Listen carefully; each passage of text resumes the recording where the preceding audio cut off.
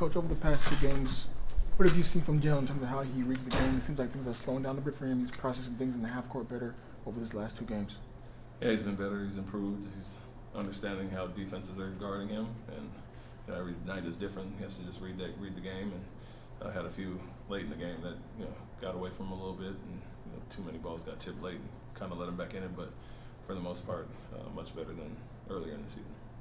When I know it got rocky, but when they get it to 9, how did you feel about the way your guys responded? I like that. I mean, it's sometimes a very simple game. What we saw in the first half that got us the lead, and then what we showed them at halftime.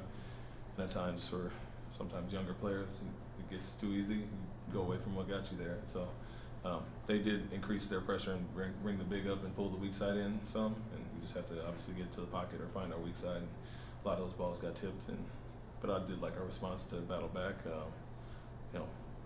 Kind of guarded Jokic one-on-one and try to keep everybody else in check, and that ended up being a good strategy for us, taking away the threes, and he can have what he wants.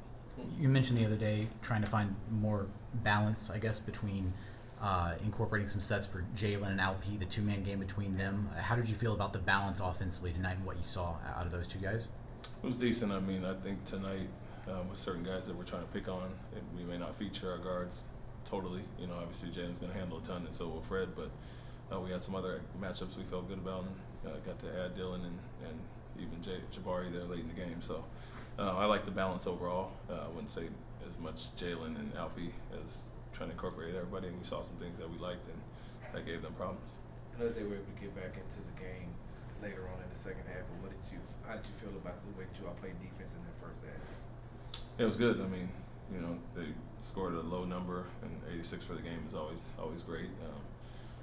It's tough on certain guys. Obviously, Alperen, we're asking him to do guard one-on-one against the MVP of the league, but we're keeping everybody else in check. And so, we wanted him to be a little bit more physical. I think he was, closer in the second half, and we're happy with the game plan and what it got us. Obviously, 86 points, although he got his numbers, and so it's a balance there where you don't want to overreact to a guy going to work, but that's the game plan. We stuck with it. When you come down a team like this, do you feel like there are ways you can see them grow in every game? Yeah, definitely. Tonight, for example, as opposed to the last time we played them, we kind of got carved up with the back cuts, especially in the first half. We were better in the second half, but we didn't give up many of those tonight, if any, and stayed locked into their shooters. Caldwell Pope got loose a little bit late and hit some threes, but we wanted to take out the others. And Porter with 14 is a decent job there as opposed to 25 last time. So we like the defensive focus, and then offensively we know what works for us. And I think our offensive sets are growing. We try to be a versatile team.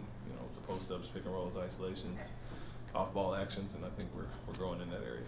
Is it difficult to stick with a game plan like that, when one guy, gets rolling the way he did, and not, okay, let's send help? It's not difficult for the coaches. It's difficult for the players that are kind of going through it, or the guy that has to guard them one-on-one. But it's always that balance. You got 20-point cushion, transition and threes will get them back in the game. And, those hard-fought twos, if we get some stops, we can get on run. And so we'll live with that. And for us, it's telling them stay the course, don't get frustrated, don't foul when we're running the bonus there, and make them earn everything. And that slow pace for those guys and taking away the threes seems to work for us. You guys have been so good at limiting opponent points in the paint this season, and did the same tonight along with the 8 blocks. Just what has been the key to that success? Improvement from Alperen, in pick and roll coverage, and then a lot of switching. We take away a lot of advantages teams have on and off ball, and tell teams to beat us one-on-one. And so I think our guys have done a great job defending isolations and keeping guys out of the paint. And then when they do come, our guys have done a good job making plays and crowd the paint there and scrambling. So we've improved in that area, but like I said, that's kind of the foundation of our defense, is to take away all those options and make teams beat us one-on-one. Outside of Jokic 38, do you feel this is one of the best defensive performances you guys have? Because in addition to holding the others, you guys had Aaron Gordon to I think for 13 or something like that. Yeah, it was good. I mean, he's a guy that impacted the game last time, but yeah, when you looked at it at halftime, 0 points off their bench, and I think it was Gordon and Jackson at the time had 0 and 2, so it was really 3 guys scoring. But mainly Jokic, and so yeah, the focus was there to take the others out, and in that sense, yes, it worked very well. Other than Pope getting some threes late. To beat that team twice in a 12-day span, what does that show you about what the ceiling of this group can be?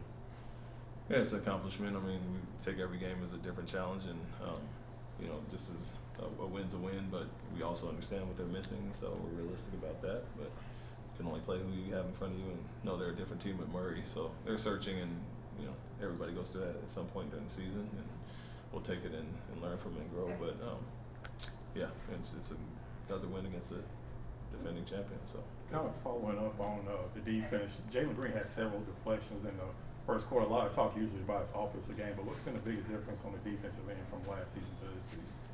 just having that competitive mindset to be a better defender and a stopper at times. You know, understanding that teams are going to go at him and taking that personal. And so he's taking the challenges this year and improved in that area. Did the subject of point differential come up before those last few threes went up? Not before that, but once it was at that point where we would usually hold it and not take a shot, we wanted to get baskets, knowing how it can impact the in-season tournament. Reaching the 86 points, season low for the Nuggets. Can you just talk about how much better this team gets defensively? I mean, I know that's your focus, but it's a night and day for those of us who've seen them last year. How do you get better each game? You know, learning from mistakes, implementing a little more here and there, and guys understanding what we're doing. It takes time, and you know, 13, 14 games in the season, you're going to be better than the start, and then you know, we're looking at 20, 30 games down the line, where we'll be. So, guys are taking the pride in that, on that end, as opposed to thinking offense only. So you're going to have a little bit of a shift there, but schematically, some things are different, and guys are accepting those roles. And like I said, we're happy with where we're at and where we're going, but still feel we can get a lot better. Thanks, Thanks, Coach. Coach. Thanks, Coach. Thank you.